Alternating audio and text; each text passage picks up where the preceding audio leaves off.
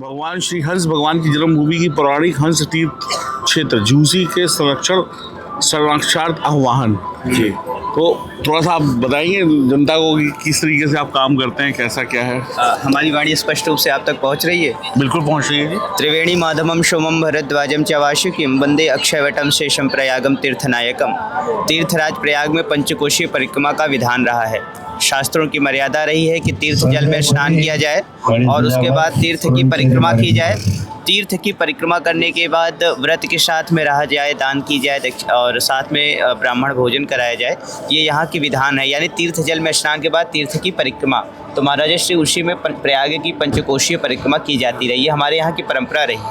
और यह आने वाले कुछ समय में यानी विगत 2 दशक के उपरांत की स्थिति यह हुई कि इसमें शिथिलता आ गई, यानी प्रयाग की पंचकोशीय परिक्रमा में शिथिलता आ गई। महंत हरिगिरी जी के माध्यम से कराई जाती है, वो नाम मात्र के लिए कि मतलब एक परंपरा बनी रहे, लेकिन जो उसमें तीर्थ आते रहे वो उपेक्षित हो गए। जैसे काशी में आप पंचकोशीय परिक्रमा देखते हैं, ब्रज में 84 कोशीय परिक्रमा देखते हैं, वैसे यहाँ पर भगवान पंचकोशीय परिक्रमा है, द्वादश माधव की परिक्रमा है और त्रियज्ञवेदीय परिक्रमा होती है। तो उसी जनपद प्रयागराज के पंचकोशीय द्वादश माधव और बहिर्वेदीय परिक्रमा के अंतर्गत यह पावन पुनीत तीर्थ स्थल है, जहाँ भगवान विष्णु के 24 अवतार में एक हंसावतार हुआ। उनकी जन्मभूमि है पौराणिक हंस तीर्थ क्षेत्र, जिसके अंतर्गत ये पौराणिक धरोहरें निहित हैं। हंस तीर्थ मंदिर, हंसकूप, संध्या वट वृक्ष तीर्थ, श्री शंकर माधव और स्वयं गुरु गोरखनाथ जी की तपस्थली प्रतिष्ठानपुर झूसी गंगा तट कुंभ मेला क्षेत्र में उत्तर प्रदेश की पावन धरा धाम पर। और निवेदना यह है कि यहाँ राजक तत्वों द्वारा अतिक्रमण कर रखा गया है और हम लोग इसे चाहते हैं कि अतिक्रमण मुक्त कराकर पौराणिक महात्म्य के अनुरूप संरक्षित करते हुए दर्शन, पूजन एवं परिक्रमा का समुचित प्रबंधन सुनिश्चित किए जाए। इसके लिए हमारे बहुत से धर्माचार्यों ने, आचार्यों ने भी स्पष्ट रूप से प्रेरणा भी दी है और शासन तंत्र से निवेदन भी किया। जैसे हमारे ऋग्वेदीय पूर्वामनाय श्री गोवर्धन मठ पुरी पीठाधीश्वर स्वामी निश्चलानंद सरस्वती जी महाभाग ने स्पष्ट रूप से प्रशासन से निवेदन किया एवं अन्य संतों ने भी निरंतर इस पर अपनी चर्चाएँ करते रहे हैं। विषय यह है कि जिसका उल्लेख स्वयं मत्स्य पुराण में हो, कूर्म पुराण में हो, नारदीय पुराण में हो, बृहन्नारदीय पुराण में हो, साक्षात श्रीमद् भागवत महापुराण में भगवान विष्णु के हंसोपाख्यान का उद्धरण आता है। हंस स्वरूप वदच्युतात्म योगम दत्ता कुमार ऋषभो पिता न तस्याम हंस रूपेण सका संगमम तदा।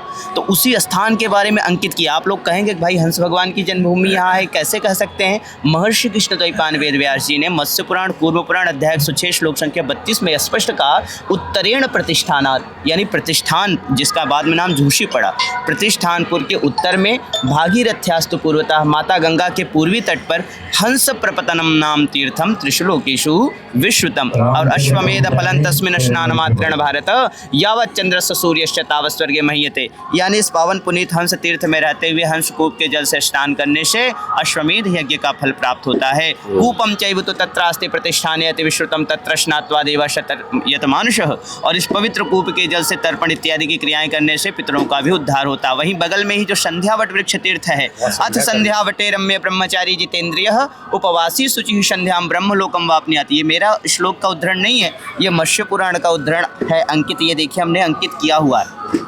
और नारदीय पुराण, बृहद नारदीय पुराण एवं अन्य शास्त्रों में, चूँकि आप एक एस्ट्रोलॉजी भी हैं, तो इस तीर्थ की महिमा को समझेंगे कि यहाँ त्रिकाल संध्या करने से जो रात्रि संज्ञा यानी संध्योपासन का लोप हो गया रहता है महाराज जी, उसका प्रायश्चित हो जाता है, ब्रह्म ज्ञान की प्राप्ति होती है, षट चक्रों का सहज में भेदन होता है। यहाँ पर हमारा जो जूना अखाड़ा था, आज से 2 दशक पूर्व तक जो परंपरागत रही महाराज जी, इसी संध्या वट वृक्ष से ही जूना अखाड़ा भी निकला करता था। यहीं पर गुरु गोरखनाथ और भगवान मच्छंदर नाथ जी की तपस्थली, उनका अलख रंजन धूना चमत्कारी चिमटा भी नहीं था साक्षात। तथापि वर्यते संध्यावटाधश्चाश्रमः तस्मिन् वसति धर्मात्मा श्री संकष्टहर माधव। महाराज जी पद्म पुराण का उदाहरण है, अर्थात संध्यावट वृक्ष के नीचे ही भगवान संकष्टहर माधव का निवास है। तो उपरोक्त पौराणिक तीर्थ स्थल के संरक्षण संवर्धन है तो हम पूज्य संतों के चरणों में आ रहे हैं। हमारे इसी बीच महाराज सचिव जी हैं, महाराज श्री के दर्शन लाभ हुए और महाराज श्री से मुलाकात हुई और हमारे ओमकार गिरी जी महाराज जी ने तो स्पष्ट रूप से मीडिया बाइट भी दिया है इस विषय को लेकर के, हमें मीडिया संदेश भी दिया। और उन्होंने उनके नेतृत्व में हंस भगवान के अवतरण दिवस पर आंवला नवमी को एक यात्रा भी वहाँ गई थी। यद्यपि 4 दीवारी के बाहर से ही दर्शन पूजन किया गया, क्योंकि अतिक्रमणकारियों द्वारा वह 4 दीवारी में घेर करके उसके अस्तित्व को मिटाया जा रहा है। और वह अतिक्रमणकारी कोई दूसरा नहीं है, गुरु गोविंद ग्रंथ से परे किसी वैदिक परंपरा से नहीं है, मनमुखी ईसाई मिशनरियों से अनुप्राणित कालनेमी टाइप के सत्यम क्रिया योग संस्थान ही है यहीं पास में। जैसे इधर अक्षय वट वृक्ष है, सरस्वती कूप है, जहाँ हमारे प्रधानमंत्री नरेंद्र मोदी आए, महंत योगी आदित्यनाथ जी आए, वहाँ पर कॉरिडोर का निर्माण भी करवाया गया। लेकिन वहीं पर सामने जो संध्यावट हंस तीर्थ हंस कूप है वह अभी उपेक्षित अवस्था में है, क्योंकि कहीं ना कहीं से हम धर्माचार्यों में या संतों में अभी रोष नहीं है, एक उच्च स्तर तक जागरण नहीं है कि एकजुट होकर के आवाहन किया जाए। क्योंकि संघीय शक्ति कलयुग है तो उस संघ बल का भी कहीं ना कहीं अभाव रहा, तो उस जागरण के निमित्त यह दास निरंतर प्रयासरत है। और यह जो संध्यावट वृक्ष है, एक बड़ी घटना यह भी है कि स्वयं गुरु गोरखनाथ से संबंधित है। प्रतिष्ठानपुर का नाम झूसी क्यों पड़ा? गुरु गोरखनाथ जी जब यहाँ साधना करने आए थे, जो तत्कालिक शासक थे वो ब्राह्मण और साधु निंदक हो गए थे। तात्पर्य यह उनकी उपेक्षा करने लगे थे ऐश्वर्य में आकर के, इनकी भी उपेक्षा की गई थी। तो उन्होंने शापित किया था कि तुम्हारा यह नगरी झुलस जाएगी, तो वह स्थान झुलसा, जिसके नाम उसका झूसी नाम पड़ा। ऐसे ऐतिहासिक पौराणिक गाथाओं से युक्त है यह हमारा तीर्थराज प्रयागराज। बंधु, तीर्थ जल में तो स्नान कर लिया, यह एक विषय है, लेकिन यहाँ तीर्थ की परिक्रमा करना कदापि मत भूलिए। आज आने वाली जया एकादशी को हमारी पारंपरिक यात्रा पुनः जा रही है हंस तीर्थ, और उसके पास में जो समुद्र कूप है, कल्प वृक्ष है एवं अन्य तीर्थ, अंतर्वेदीय, मध्यवेदीय, बहिर्वेदीय परिक्रमाएं, और इन समस्त तीर्थों के उद्धार के लिए हम लोग लगे हैं। और इसी के लिए पंचसूत्रीय निवेदन हम लोग शासन तंत्र से किया है। प्रथम यह कि हंस तीर्थ क्षेत्र को अतिक्रमण मुक्त करके दर्शन पूजन के लिए सुलभ कॉरिडोर का निर्माण किया जाए, गलियारा का निर्माण किया जाए। द्वितीय यह कि हंस तीर्थ मंदिर और हंसकूप का जीर्णोद्धार किया जाए। तृतीय यह कि संध्यावट वृक्ष के नीचे श्री शंकर माधव की पुनः स्थापना हो। चतुर्थ यह कि हंस तीर्थ क्षेत्र के दर्शन पूजन के समुचित प्रबंधन हेतु पर्यटन एवं पुरातत्व विभाग आगे आए और अपना बोर्ड स्थापित करें।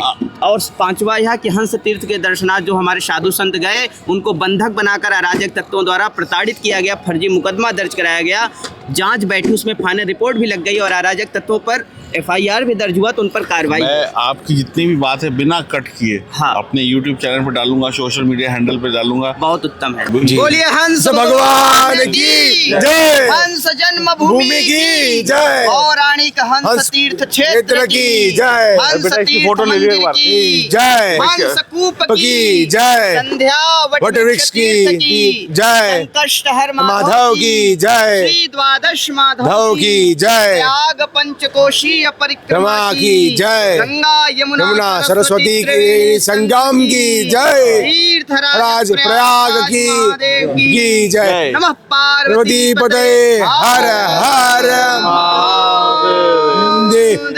धर्म की जय। अधर्म का प्राणियों में विश्व का, गौ माता की गौ हत्या, तीर्थराज हंस क्षेत्र मुक्त हो, तीर्थराज हंस क्षेत्र मुक्त हो।